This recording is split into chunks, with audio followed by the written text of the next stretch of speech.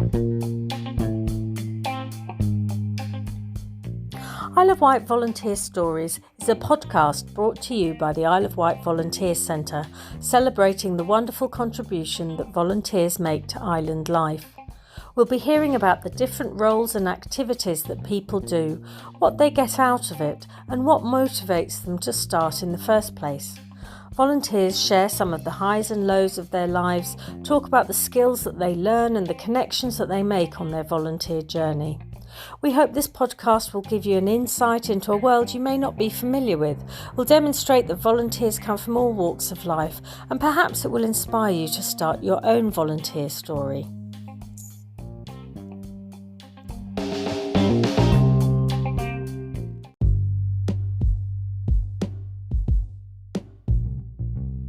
I'm Sandy Cicognani from Community Action Isle of Wight, and I'll be your host on this podcast.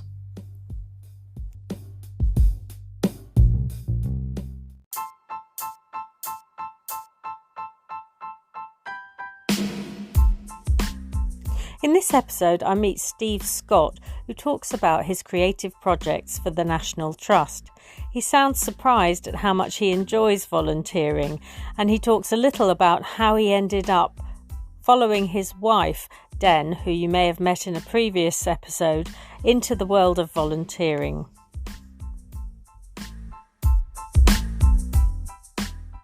So welcome, Steve. Thank you for coming on this podcast. If we could begin just by, if you could introduce yourself and tell me a little bit about what your current role is here. Okay, hello. Lovely day. My name's Steve. I'm currently working in the barn on a 3-piece stained glass window.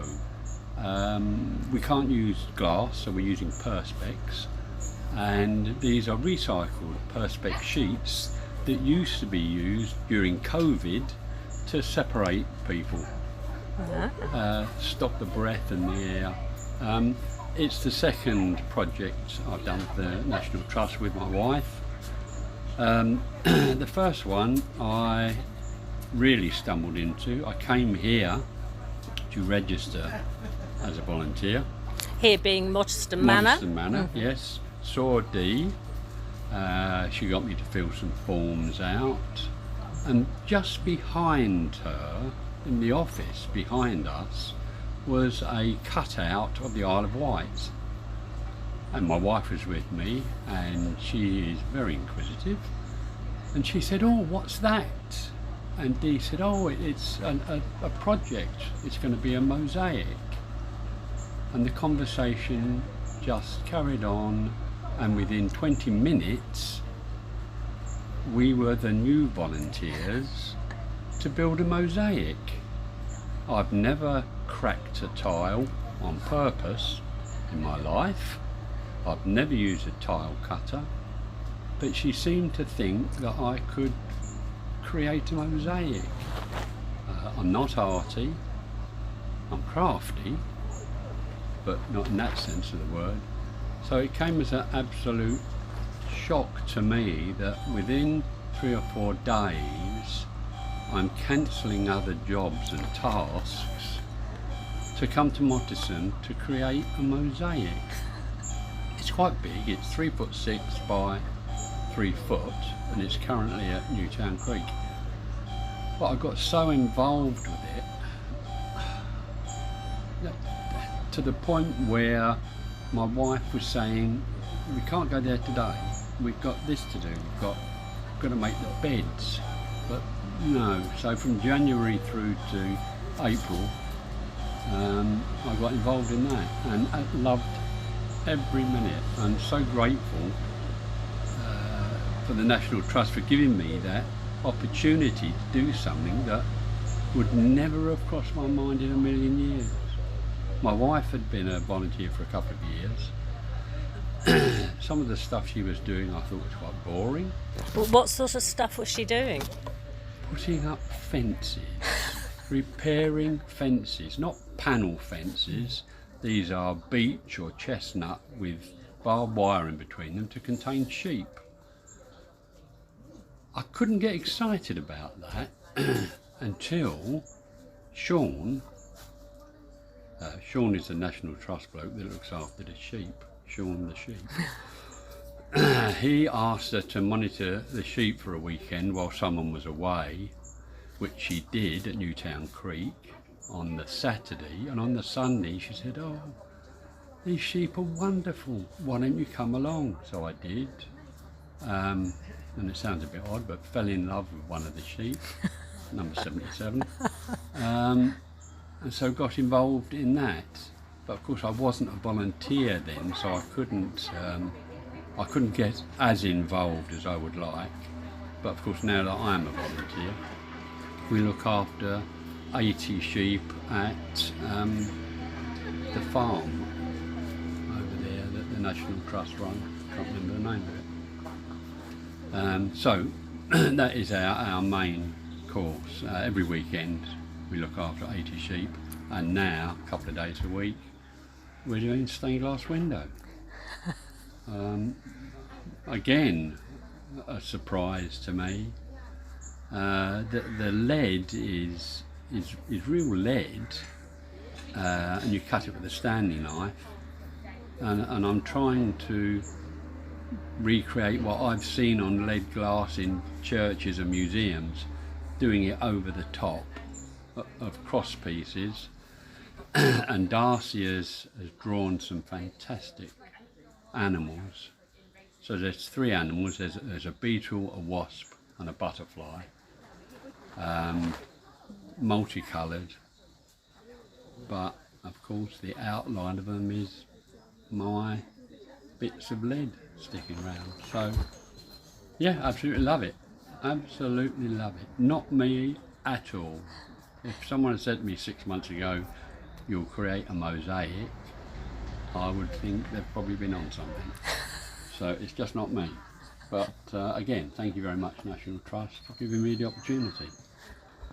And we've met quite a few volunteers doing things. There's the lady that you spoke to earlier that's in the windmill at Bembridge, but we've seen some of the work over in the barn and wonder what the hell could that be. And Carl at the barn has told her what it's for. But again, someone volunteering their time. Wonderful, uplifting for all of us, and especially for me, who up until now has been quite boring, really. Comfortably boring. I've been quite happy being boring, but no, I have really enjoyed it. Thank you. Thank you. So your ideas about volunteering have changed now quite significantly. I didn't realise there were so many volunteers in the organisation.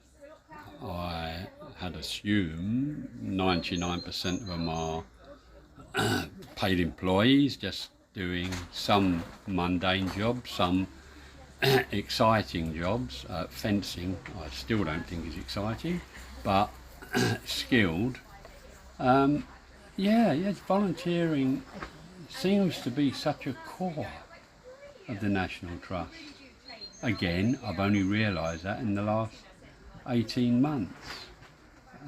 My wife does volunteering at Newtown Creek, and every boat that goes out, so she's collecting mooring fees, every boat that goes out has got a skilled boatman, for want of a better word, and he will be a National Trust paid employee, but every boat that goes out has got a volunteer in it.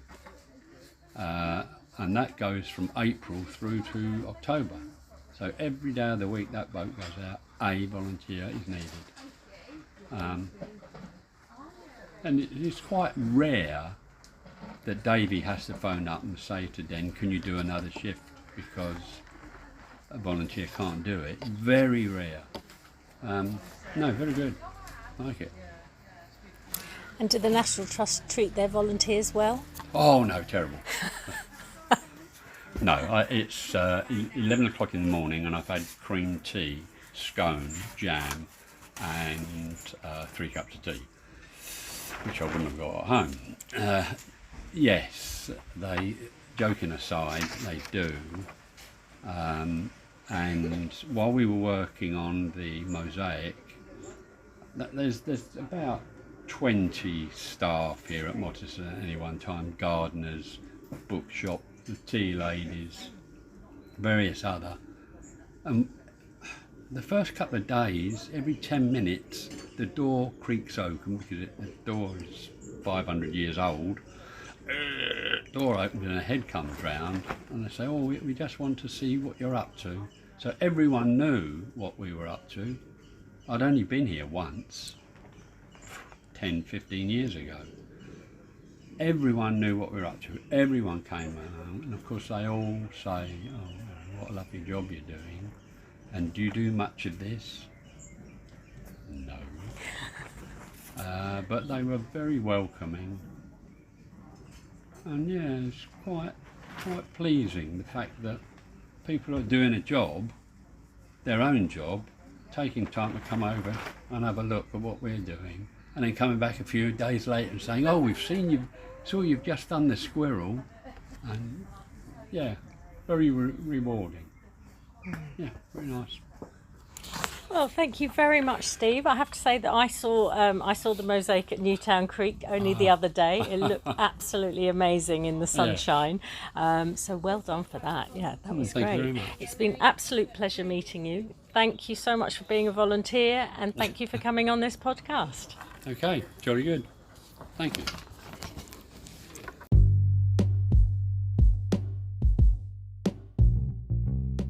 If you would like to find out more about how to volunteer, or if you're an organisation looking for volunteers on the Isle of Wight, please go to our website www.iwvolunteer.org or email us on volunteer@actioniw.org.uk.